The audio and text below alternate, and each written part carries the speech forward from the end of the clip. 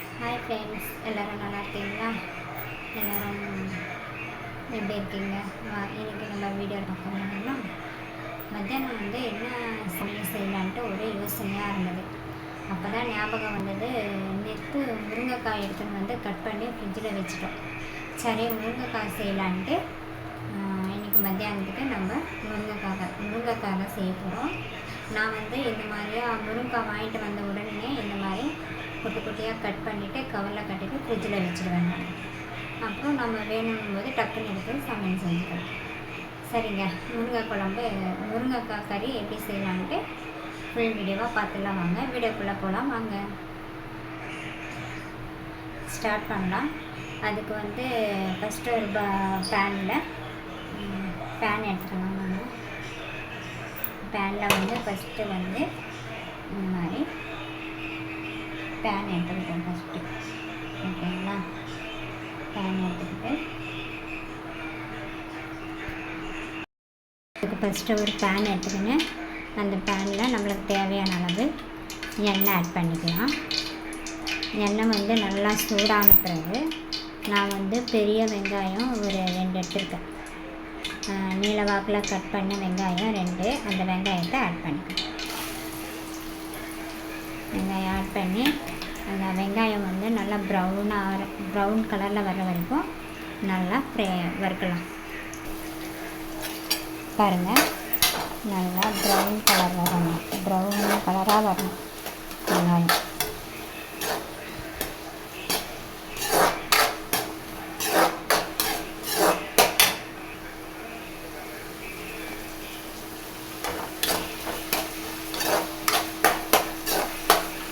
நல்லா ப்ரௌன் கலராக வர்ற வரைக்கும் வறுக்கலாம் வெங்காயத்தை.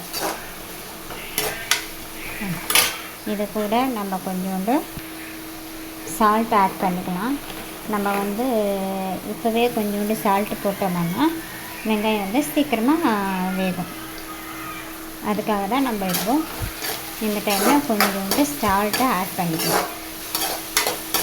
வெங்காயம் வறுக்கும்போது சால்ட்டு போட்டோம்னா வெங்காயம் சீக்கிரமாக ஃப்ரை ஆகிடும். அதுக்காக தான் நம்ம வெங்காயத்தோடு கொஞ்சோண்டு சால்ட் ஆட் பண்ணிக்கிறோம். பாருங்கள், நல்லா கண்ணாடி பதத்துக்கு வந்துச்சு வெங்காயம். பார்த்தீங்கன்னா தெரியுதுங்களா? இந்த ஸ்டேஜில் நான் கொஞ்சோண்டு கருவேப்பிலையை போட்டுக்கிட்டு கருவேப்பிலை போட்டு கொஞ்சோண்டு லைட்டாக அப்படியே மிக்ஸ் பண்ணிக்கணும்.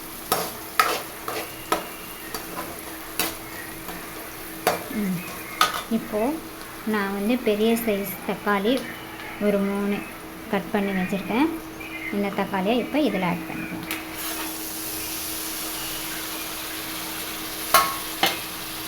ஆட் பண்ணிட்டு நல்லா மிக்ஸ் பண்ணிக்கணும்.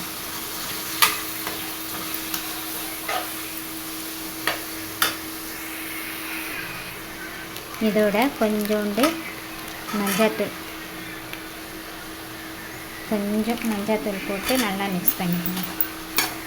மஞ்சத்தூள் உப்பு 2 மிக்ஸ் ஆகி அது நல்லா சீக்கிரமாக வெந்து வரும் தக்காளி.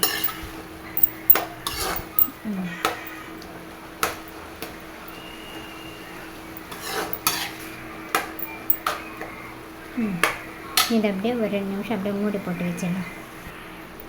பார்த்திங்கன்னா தக்காளி நல்லா கிரேவி மாதிரி ஆயிடுச்சு. பார்த்தாவே தெரியல உங்களுக்கு. இந்த மாதிரி தக்காளி நல்லா கிரேவியாக இந்த அளவுக்கு வந்துச்சு. இந்த நேரத்தில் நம்ம மசாலா ஆட் பண்ணிக்கலாம். ஃபஸ்ட்டு தேவையான அளவு மிளகாத்தூள் மிக்ஸ் பண்ணிக்கலாம். மிளகாத்தூள், கொஞ்சோண்டு பெப்பர் தூள், கொஞ்சமாக தான் லைட்டாக தான் போட்டிருக்கேன்.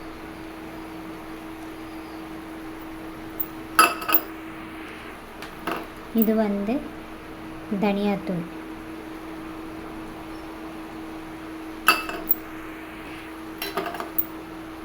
இது சிக்கன் மசாலா.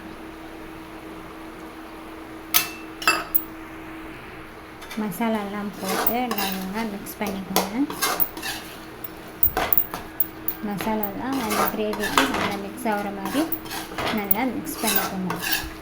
என்னடா முருங்கைக்காய் குழம்புன்னு சொல்லிவிட்டு மசாலாலாம் சிக்கன் மசாலாலாம் போடுறேன்னு பார்க்குறீங்களா? ஒன்றும் இல்லைங்க. முருங்கை குழம்பானா நீங்கள் மசாலா எல்லாமே சேர்த்திங்கன்னா அது நம்ம ஒரு கறி குழம்பு டேஸ்ட்டு கொடுக்கும் மசாலாலாம் போட்டோம்னா. சரிங்களா? இந்த மசாலாலாம் போட்டு நல்லா மிக்ஸ் பண்ணிக்கிட்டு இந்த அளவுக்கு இது ஒரு 2 நிமிஷம் அங்கேயே மாதிரி கொஞ்சம் கிளறி அந்த மசாலாலாம் இறங்க பார்க்குறேன் கிரேவி மாதிரி.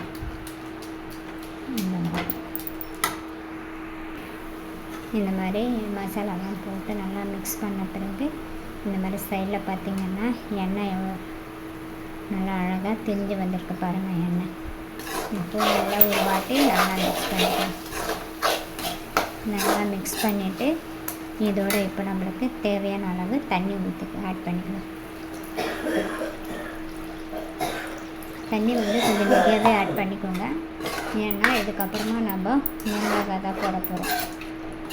ஏன்னா முருங்கைக்காய் நல்லா வெந்து வரணும் இல்லையா? அதனால் தண்ணி கொஞ்சம் அதிகமாகவே ஆட் பண்ணிக்கலாம்.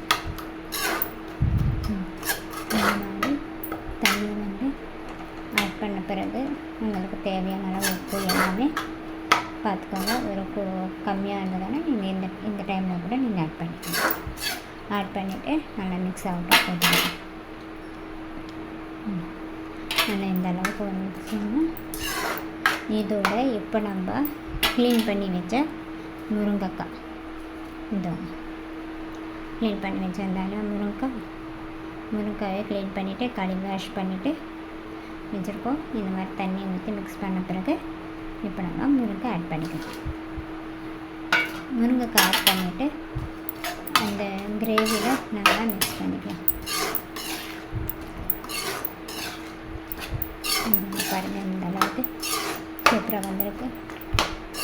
நீங்கள் தண்ணி கொஞ்சம் அதிகமாக விட்டோம்னா முருங்கைக்காய் சீக்கிரமாக வெந்து வரும், இல்லைன்னா வேகாது. ஓகேங்களா?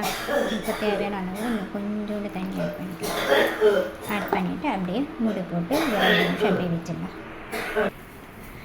நம்ம வீட்டு பக்கத்தில் காலி இடம் இருக்குது.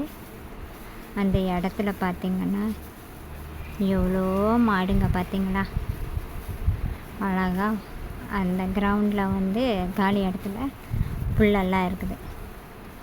அந்த புல்லெல்லாம் சாப்பிட்டு பாருங்கள் எவ்வளோ அழகாக இருக்குன்ட்டு தெரியுதுங்களா? வெயிலுக்கு தான் ரொம்ப இதுவாக இருக்குது.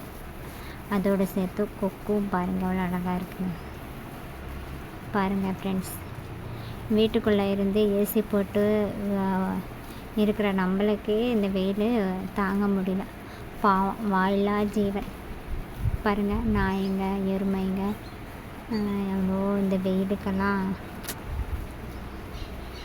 இப்போ நம்ம எவ்வளவோ பெஸ்ட்டுன்னு தோணுதில்ல உங்களுக்கு? பாருங்கள் இந்த வெயிலுக்கு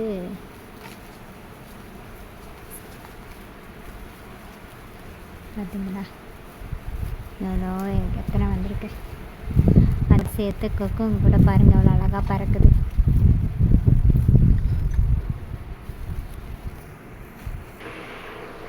வாங்க முருங்கை குழம்பு ரெடி ஆகிடுச்சான்னு பார்க்கலாம்.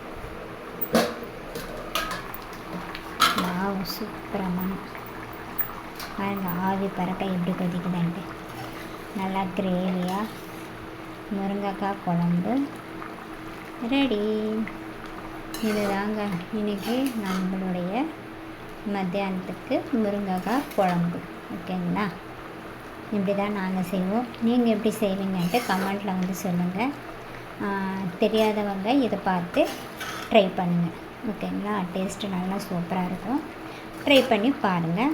இந்த வீடியோ உங்களுக்கு பிடிச்சதுன்னா லைக் பண்ணுங்கள், ஷேர் பண்ணுங்கள், மறக்காமல் சப்ஸ்கிரைப் பண்ணிக்கோங்க நம்ம சேனலை. நீங்கள் எல்லாருமே நம்மளுக்கு சப்போர்ட் பண்ணுங்கள். ஓகேங்களா? பாய்.